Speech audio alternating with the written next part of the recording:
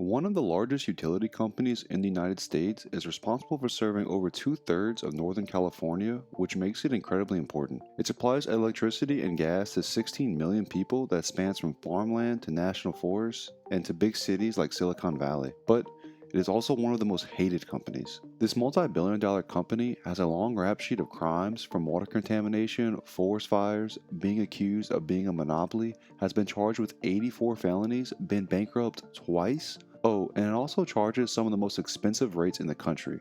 This company is PG&E. PG&E, or Pacific Gas and Electric, was originally founded in 1905 and ever since then has been providing natural gas and electricity to its customers. Every day, millions of Americans wake up and rely on this critical infrastructure. They have to operate 125,000 miles of transmission and distribution lines and 6,000 miles of natural gas pipeline. And if something goes wrong, well, there can be major consequences. Being a publicly traded company, it is their obligation to do what is best for the shareholders, which is to try and maximize returns as much as possible.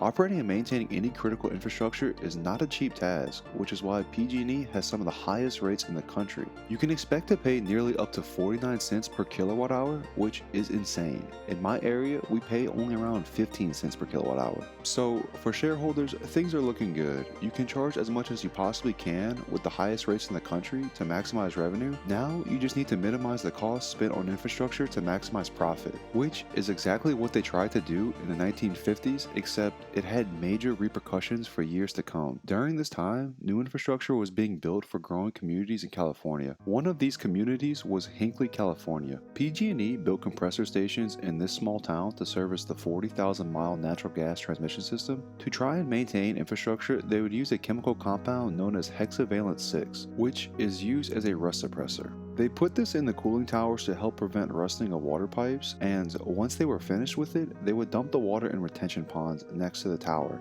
Well, the problem with these retention ponds was they were unlined, meaning there was nothing to prevent the water from seeping into the ground. So, over time, water containing hexavalent 6 would end up in the town's drinking water, which is not good since it is a cancer-causing heavy metal and with high enough concentrations is seriously toxic to humans. And they dumped this into the ground for 14 years with an estimated 370 million gallons of toxic water. And the crazy part is, they didn't even tell the people of Hinckley until 21 years later that, by the way, we may have been poisoning y'all for years. Oops. Naturally, the residents of Hinckley sued PG&E in a class action lawsuit for $400 million shortly after. But even though the town felt like they had a win, the aftermath had devastating effects on the community. Shortly after the local economy collapsed, people began moving, which caused property values to fall because not many people were looking to move into Hinckley. One of the town's residents' value dropped from $800,000 to only $32,000. I mean, can you blame the people for moving? Who would want to live where the most important thing for life could kill you? PG&E did offer to buy every house on the edge where the concentrations were the worst, but for many, it just meant cutting their losses and moving on with their lives. Today, PG&E owns nearly two-thirds of the property in Hinckley, and now the town is pretty much just a ghost town. But this isn't the only environmental issue PG&E would face. In 1994, PG&E was accused and found guilty of 739 counts of criminal negligence for a wildfire known as the Sierra Blaze, which burned down a schoolhouse and 12 homes. They also had the Plumas and Tahoe National Forest fires, which burned down 12,000 acres of forest. These forest fires were caused by failure to comply with laws of having a minimum of 10 feet between flammable vegetation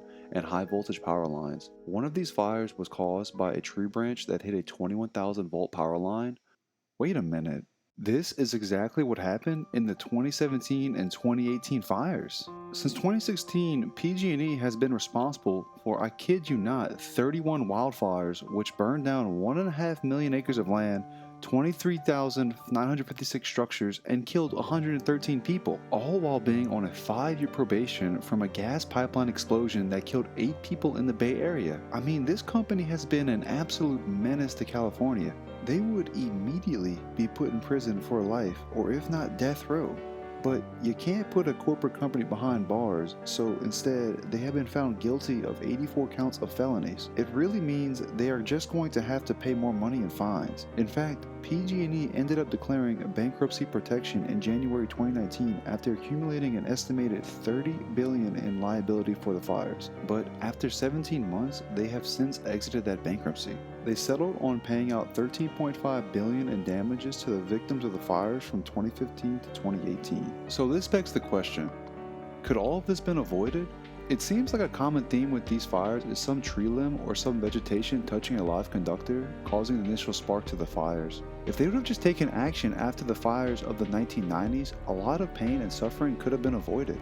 Just something as simple as clearing out vegetation. Instead, it is more along the lines of, whoops, sorry, it won't happen again, and then it does. So, if you are the California government, what do?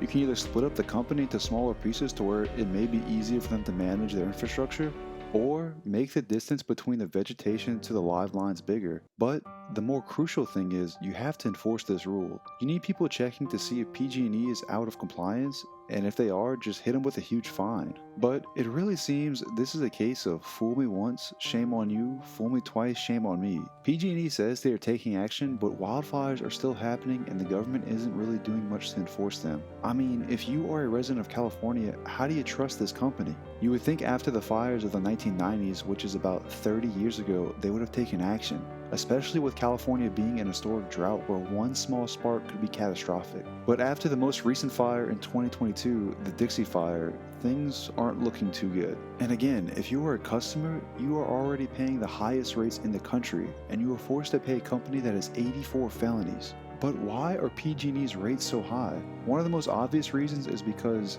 it's investor-owned, meaning they need to turn a profit. There are two types of utilities: investor-owned and municipally owned. Municipally owned are always cheaper since they are not required to turn a profit.